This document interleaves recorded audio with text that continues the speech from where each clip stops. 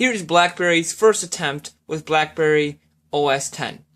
So here's our review of the BlackBerry Z10. It's a 4.3-inch screen, 720 by 720 pixels. Up here you got a 2 megapixel camera, and then you got the speaker grill to hear when you talk, Verizon logo, BlackBerry logo right there, microphone. Right there, you got your speakers. Right over here, you got your volume rocker and a play and pause button. Up on top, you got another microphone with a power button and a 3.5 millimeter headset jack. And on the back, you got an 8 megapixel camera with LED flash, logo, Verizon logo, and 4G LTE.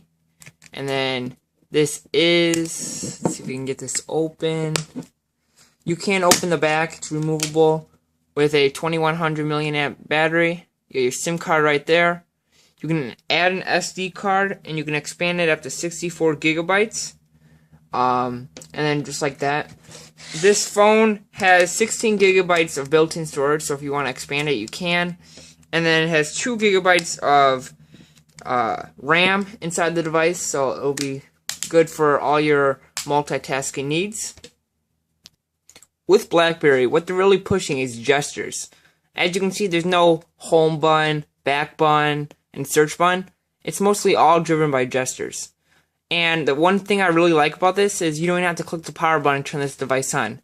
If you hold your finger right by the BlackBerry logo and swipe up, it just turns on, which I think is very handy. So you can go from just swiping up and it'll turn on your device, which is really cool. And then here's the operating system. Right here has all your apps. And if you scroll over, if you load an app, say we load text messages real quick, and then we load up reminders.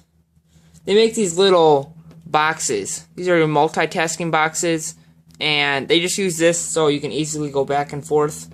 And if you swipe up and go over, this is your hub.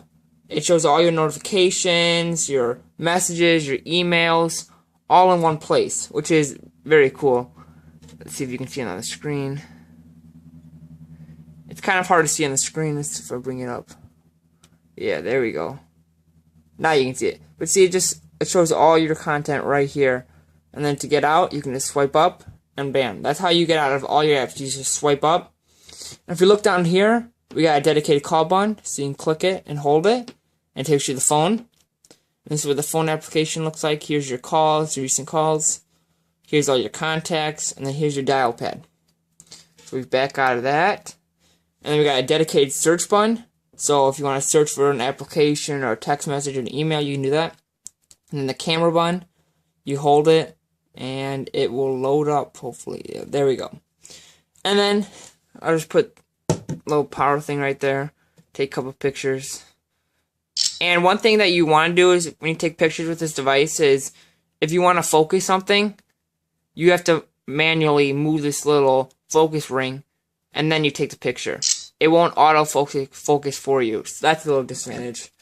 And when I've been taking photos with this device, I've noticed that the photos are alright. They're nothing amazing that you should buy this phone over for this camera and all that. But one thing that you should buy this phone for is the keyboard. This keyboard is so nice. When you type, it offers feedback. See, you can just swipe up, and then it'll keep on suggesting it to you. But what also is nice about this keyboard is, say when you start typing, and say you click the F key instead of the G key, or whatever, the keyboard inside the phone will actually move over a little bit. So then when you type again, it'll be moved over a bit, so you actually hit the button that you are attempting to hit, which is very cool. Voice calls go fine. The service is amazing with Verizon. You have nationwide 4G LTE coverage. And the app selection is not really there. I'll give them credit. It's a brand new operating system and all that. But it doesn't have as many apps as Windows Phone 8 has. And that's gotta say something. And there's like most of the brand new apps like that you think of, like all the big apps that you look for, I can show you right here. They're just not really in here. I do like how they have BlackBerry, their app store. It's kind of laid out pretty nice.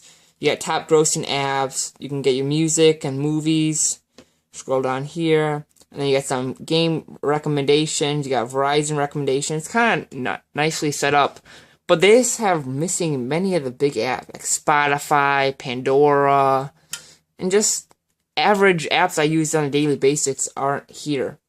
But on that note, this phone is probably driven towards a person that wants to take this to work and wants it to be secure, because this is secure for any businesses it takes to, unlike some Android and iOS and Windows phones.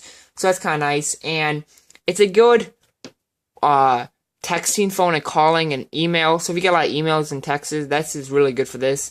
And it does offer smart functionality, but it doesn't always stand up against Android and iOS features. So if you're a person coming from BlackBerry, one of their older devices, or just looking for a new smartphone and you wanted to try something new and you just get a lot of emails in that, I really recommend this phone. This phone is very good. It's built solid.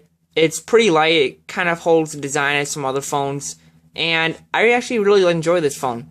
And if you just want a good phone, just buy this. I really recommend it.